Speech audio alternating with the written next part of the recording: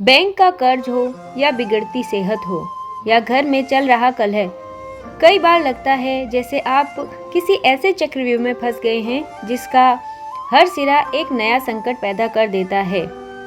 क्या आपकी भी कोई समस्या है जो खत्म होते ही उसी से 10 नई मुसीबतें खड़ी कर देती है?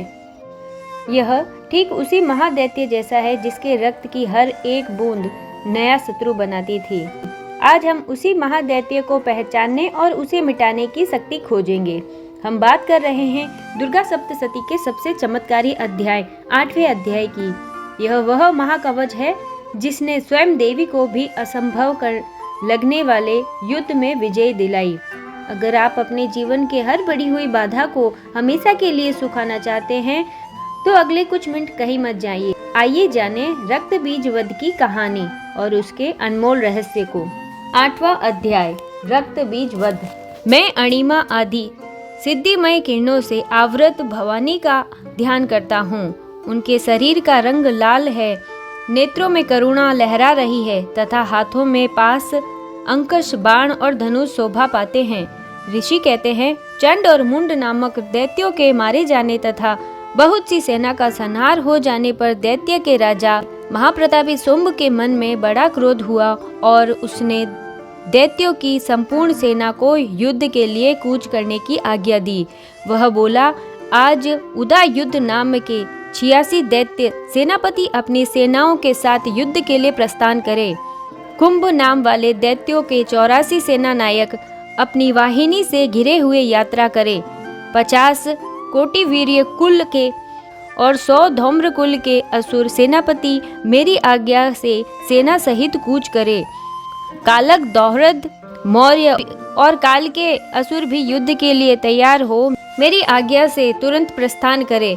भयानक शासन करने वाले असुर राज शुंभ इस प्रकार आज्ञा दे शस्त्रों सहित बड़ी बड़ी सेनाओं के साथ युद्ध के लिए प्रस्थित हुए। उसकी अत्यंत भयंकर सेना आती देख चंडिका ने अपने धनुष की टंकार से पृथ्वी और आकाश के बीच का भाग गुंजा दिया। राजन, तदंतर देवी के सिंह ने भी बड़े जोर जोर से दहाड़ना आरंभ कर दिया। फिर अंबिका ने घंटे के शब्द से इस ध्वनि को और भी बढ़ा दिया। धनुष की टंकार, सिंह की दहाड़ और घंटे की ध्वनि से संपूर्ण दिशाएं गूंज उठी। उस भयंकर शब्द से काली ने अपने विकराल मुख को और भी बढ़ा लिया तथा इस प्रकार से विजयिनी हुई। उस तुमुल नाद को सुनकर दैत्यों की सेनाओं ने चारों ओर से आकर चंडिका देवी, सिंह तथा काली देवी को क्रोध पूर्वक घेर लिया। राजन, इसी बीच में असुरों के विनाश तथा देवताओं के अभ्युदय के लिए ब्रह्मा, विष्णु, कार्तिकेय, शिव तथा इंद्र आदि देवों की शक्तियां जो अत्यंत पराक्रम और बल से संपन्न थी, उनके शरीरों से निकलकर उन्हीं के रूप में चंडिका देवी के पास गई। जिस देवता का जैसा रूप वैसे वेशभूषा और वैसा वाहन है, ठीक वैसे ही साधनों से संपन्न हो उसकी शक्ति असुरों से युद्ध करने के लिए आई। सबसे पहले हंस युक्त विमान पर बैठी हुई अक्षसूत्र और कमंडलू से सुशोभित ब्रह्मा जी की शक्ति उपस्थित हुई, जिससे ब्रह्माणी कहते हैं। महादेव जी की शक्ति वृषभ पर आरूढ़ हो, हाथों में श्रेष्ठ धनुष धारण किए, महानाग का कंकण पहने, मस्तक में चंद्र रेखा से विभूषित हो वहां आ पहुंची।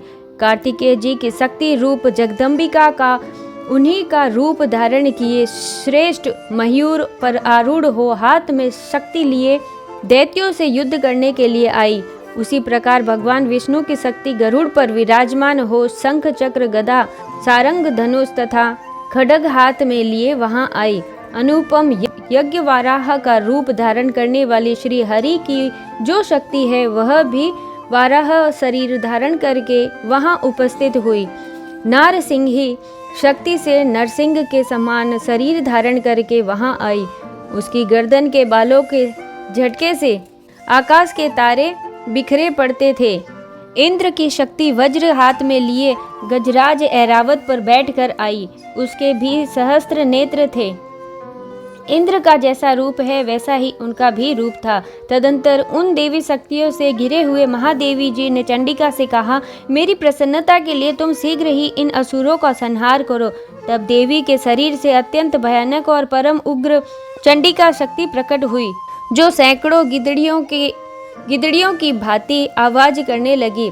इस अपराजिता देवी ने धूमिल जटा वाले महादेव जी से कहा, भगवान आप शुंभ निशुंभ के पास दूत बनकर जाइए और उन अत्यंत गर्वीले दानव शुंभ और निशुंभ दोनों से कहिए, साथ ही उनके अतिरिक्त जो भी दानव युद्ध के लिए वहां उपस्थित हो उनको भी यह संदेश दीजिए, दैत्यों यदि तुम जीवित रहना चाहते हो तो पाताल को लौट जाओ, इंद्र को त्रिलोकी का राज्य मिल जाए और देवता यज्ञ भाग का उपभोग करें। यदि बल के घमंड में आकर तुम युद्ध की अभिलाषा रखते हो तो आओ, मेरी सिवाय तुम्हारे कच्चे मांस से तृप्त हो। चूंकि उस देवी ने भगवान शिव को दूत के कार्य में नियुक्त किया था, इसलिए वह शिवदूती के नाम से भी संसार में विख्यात हुई। वे महादैत्य भी भगवान शिव के मुंह से देवी के वचन सुनकर क्रोध में भर गए और जहां कात्यायनी विराजमान थी उस ओर बढ़े। तदंतर वे दैत्य अमरस में भरकर पहले ही देवी के ऊपर बाण, शक्ति और ऋषि आदि अस्त्रों की वृष्टि करने लगे। तब देवी ने भी खेल खेल में ही धनुष की टंकार की और उससे छोड़े हुए बड़े बड़े बाणों द्वारा दैत्यों के चलाए हुए बाण, शूल, शक्ति और फरसों को काट डाला। फिर काली उनके आगे होकर शत्रुओं को शूल के प्रहार से विदीर्ण करने लगी और खटकांग से उनका कचुमर निकालती हुई रणभूमि में विचरने लगी। ब्रह्माणी भी जिस ओर दौड़ती उसी ओर अपने कमंडलू का जल छिड़क कर शत्रुओं के ओज और पराक्रम को नष्ट कर देती थी। महेश्वरी ने त्रिशूल से तथा वैष्णवी ने चक्र से और अत्यंत क्रोध में भरी हुई कुमार कार्तिकेय की शक्ति से दैत्यों का संहार आरंभ किया। इंद्र शक्ति के वज्र प्रहार से विदीर्ण हो सैकड़ों दैत्य दानव रक्त की धारा बहाते हुए पृथ्वी पर सो गए। वाराही शक्ति ने कितनों को अपनी थुथुन की मार से नष्ट कर दिया, दाढ़ों की अग्रभाग से कितनों की छाती छेद डाली तथा कितने ही दैत्य उनके चक्र की चोट से विदीर्ण होकर गिर पड़े।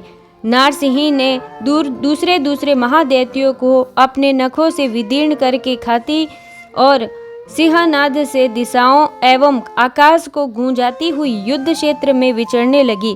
कितने ही असुर शिवदूती के प्रचंड अट्टहास से अत्यंत भयभीत हो पृथ्वी पर गिर पड़े और गिरने पर उन्हें शिवदूती ने उस समय अपना ग्रास बना लिया। इस प्रकार क्रोध से भरे हुए मात्र गणों को नाना प्रकार के उपायों से बड़े बड़े असुरों का मर्दन करते देख दैत्य सैनिक भाग खड़े हुए। मात्र गणों से पीड़ित दैत्यों को युद्ध में भागते देख रक्त बीज नामक महादैत्य क्रोध में भरकर युद्ध करने के लिए आया। उसके शरीर से जब रक्त की बूंद पृथ्वी पर गिरती तब उसी के समान महाशक्तिशाली एक और दूसरा महादैत्य पृथ्वी पर पैदा हो जाता। महाअसुर रक्त बीज हाथ में गदा लेकर इंद्र शक्ति के साथ युद्ध करने लगा। तब ऐन्द्री ने अपने वज्र से रक्त बीज को मारा। वज्र से घायल होने पर उसके शरीर से बहुत सा रक्त चूने लगा और उससे उसी के समान रूप तथा पराक्रम वाले योद्धा उत्पन्न होने लगे। उसके शरीर से रक्त की जितनी बूंदें गिरी उतने ही पुरुष उत्पन्न हो गए। वे सब रक्त बीज के समान ही वीर्यवान, बलवान तथा पराक्रमी थे। वे रक्त से उत्पन्न होने वाले पुरुष भी अत्यंत भयंकर अस्त्र शस्त्रों का प्रहार करते हुए वहां मातृगणों के साथ घोर युद्ध करने लगे। पुनः वज्र के प्रहार से जब उसका मस्तक घायल हुआ तब रक्त बहने लगा और उससे हजारों पुरुष उत्पन्न हो गए।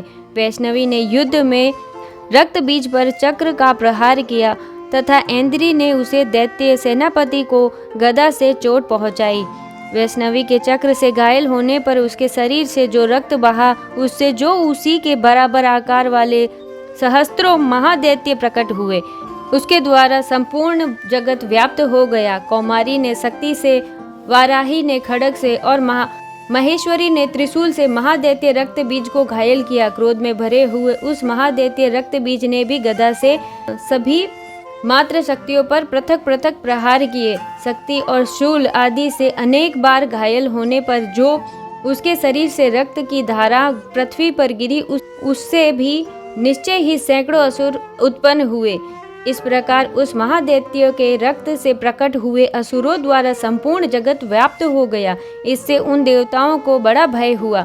देवताओं को उदास देखकर चंडिका ने काली से शीघ्रता पूर्वक कहा, चामुंडे तुम अपना मुख और भी फैलाओ तथा मेरे शस्त्रपात से गिरने वाले रक्त बिंदुओं और उनके उत्पन्न होने वाले महादैत्यों को तुम अपने इस उतावले मुख से खा जाओ। इस प्रकार रक्त से उत्पन्न होने वाले महादैत्य का भक्षण करती हुई तुम रण में विचरती रहो। ऐसा करने से उस महादैत्य का सारा रक्त क्षीण हो जाने पर वह स्वयं भी नष्ट हो जाएगा। इन भयंकर महादैत्यों को जब तुम खा जाओगी तब दूसरे नए दैत्य उत्पन्न नहीं हो सकेंगे।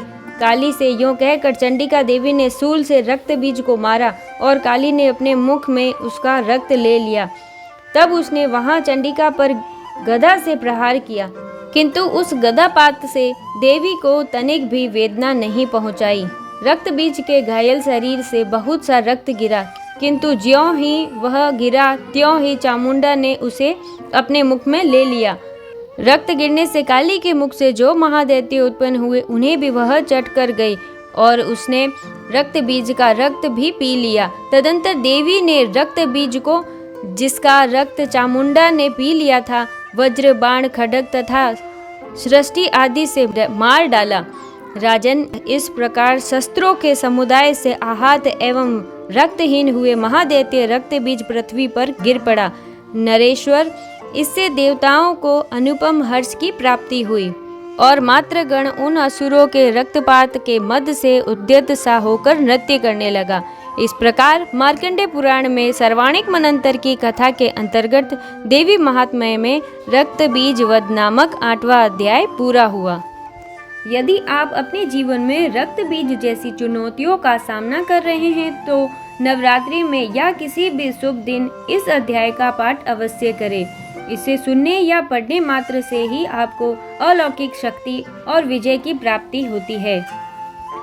अगर आपको ये वीडियो पसंद आया हो तो इसे अपने परिवार और दोस्तों के साथ शेयर करें और चैनल को सब्सक्राइब करना ना भूलें।